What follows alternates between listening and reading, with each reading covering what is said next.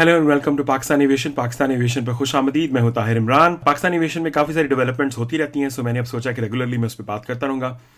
विज़ air Abu Dhabi, जो कि विज़ air European जो लो कॉस्ट जाइंट है, उसका ऑफशूट है, उसकी सब्सिडरी है।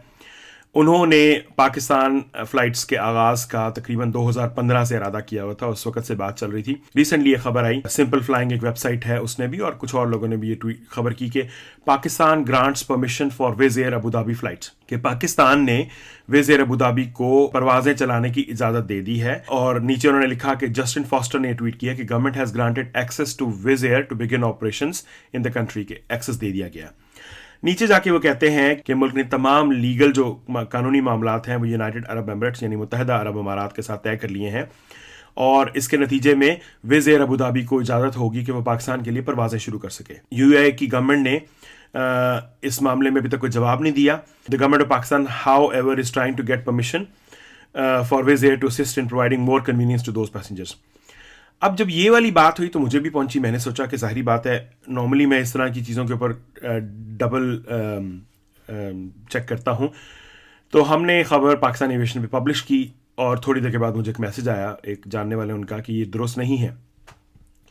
अब जब मैंने सिविल एविएशन के स्पोक्स पर्सन को कांटेक्ट किया तो उन्होंने कहा कि ये जो जर्नलिस्ट हैं, इन्होंने उनकी जो बात है उसको गलत समझा है और उस बात को सही तरीके से रिपोर्ट नहीं किया। इट्स बैड रिपोर्टिंग, गलत रिपोर्टिंग की है।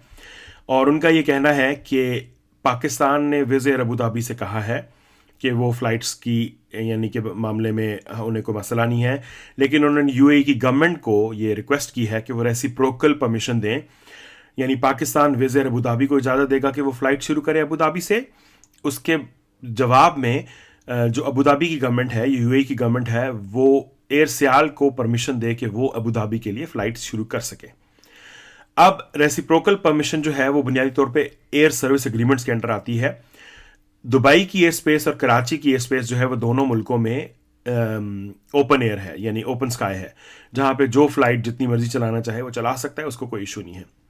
सो अगर विज़ एयर अबू धाबी फ्लाइट चलाना चाहती है तो वो आराम से दुबई टू कराची या दुबई टू वटेवर जो चला सकती है, उसको कोई मसला नहीं। लेकिन अबू धाबी के ऊपर एयर सर्विस एग्रीमेंट्स की शकें जो हैं वो लागू होंगी। अगर एयर सियाल को परमिशन मिलती है तो विज़ एयर अबू धाबी को भी परमिशन मिलेगी। इस मामले पे बातचीत चल रही है सिविल एविएशन की, यूएई की सिविल एविएशन के साथ, और दोनों सूरतों में अगर ये हो जाता है तो फिर परमिशन जो है, तो इसलिए अभी तक परमिशन ग्रांट नहीं की गई। ये इरादा जाहिर किया गया है कि ऐसा हो सकता है। विज़ एयर अबू धाबी चाहती है कि वो पाकिस्तान में मुल्तान और कराची के लिए फ़्लाइट शुरू करे ताकि वहाँ से जो है वो अपने नेटवर्क के ऊपर जो है वो उसको कनेक्ट कर सके। यानी विज़ एयर अबू धाबी का एक बहुत एक्सटेंसिव नेटवर्क है जो एशिया, अफ्रीका यानी सेंट्रल एशिया, अफ्रीका और यूरोप तक फैला हुआ है। तो it would be a great opportunity, बहुत ज़बरदस्त एक यानी कनेक्शन होगा पाकिस्तान से लो कॉस्ट ट्रैवल के हवाले से, कि लोग यहाँ से बड़ी आसानी से जो है वो यूरोप के मुख्तलिफ जो डेस्टिनेशन उन तक ट्रैवल कर सकेंगे, अफ्रीका में जा सकेंगे बाज़ डेस्टिनेशन, और मिडिल ईस्ट ऑफ कोर्स के अंदर एक एक्स्ट्रा जो बुनियादी तौर पे कनेक्शन होगा। ये airline Egypt, Jordan, Israel, Saudi Arabia, Oman, Bahrain, Kuwait, Greece, Cyprus, Malta, Italy, Albania, Bosnia, Serbia, Hungary, Austria, Poland, Romania, Bulgaria, Turkey, Ukraine, Russia, Georgia, Azerbaijan, Uzbekistan, Kyrgyzstan, Kazakhstan, Armenia और Maldives travel करती है। यानी मालदीव्स वाला connection बहुत ज़बरदस्त है। तो पाकिस्तान से मुसाफिर जो हैं वो कराची या मुल्तान से वाया अबू धाबी मालदीव जा सकेंगे, और लो कॉस्ट ट्रैवल है तो जाहिर बात है सस्ता होगा। विज़ एयर की टिकट्स काफ़ी सस्ते होते हैं।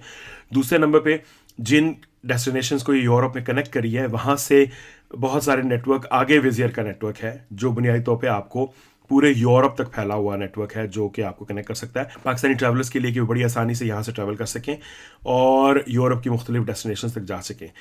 तो इससे बुनियादी तौर पे ये एक रास्ता खुल रहा है। जैसे मसलन एयर अरेबिया जो है, उन्होंने भी कोशिश की है, पाकिस्तान से उनकी फ़्लाइट जा रही हैं, लेकिन अब उन्होंने चूंकि अपना ट्रोजन हॉर्स पाकिस्तान में घुसेड़ दिया है फ्लाई जना के नाम पे, तो साल डेढ़ तक फ्लाई जना जो है वो पाकिस्तान से लो कॉस्ट फ़्लाइट जो है वो शारजा के लिए करेगी, और शारजा से आगे फिर ऑफ कोर्स जो एयर अरेबिया है वो उसको आगे लेके जाएगी।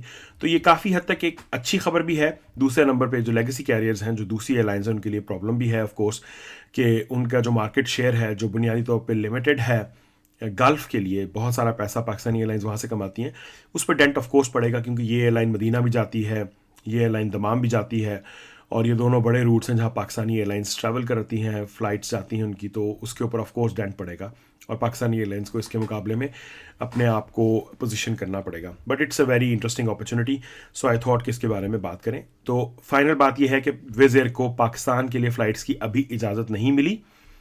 सिविल एविएशन जो यूनाइटेड अरब एमिरेट्स की है उसकी जानिब से जवाब के बाद ये फाइनलाइज होगा कि फ़्लाइट शुरू होंगी या नहीं होंगी, और इसमें एयर सियाल भी कनेक्टेड है, उसको इजाज़त मिलेगी तो विज़ एयर को इजाज़त मिलेगी। ये बुनियादी तौर पे बात हमें पता चली है।